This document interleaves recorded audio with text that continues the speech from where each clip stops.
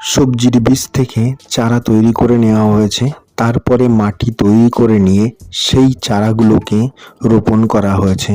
এই সবজির চারাগুলোকে অতি যত্ন সহকারে লালন পালন করা হচ্ছে বড় করে তোলার জন্য।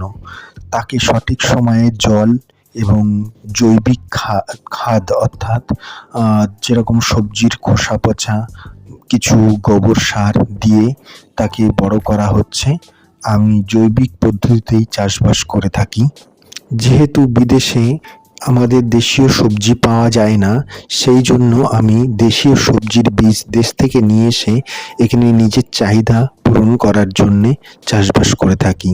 বন্ধুরা, আমার এই প্রচেষ্টা আপনাদের কেমন লাগছে আপনারা কমেন্ট করে জানাবেন, তাহলে আমি আরও বেশি উৎসাহ পাবো আরও নতুন নতুন ভিডিও বানাতে।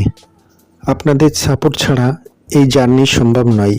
যদি আমার ভিডিও ভালো লাগে তবে একটা লাইক করবেন।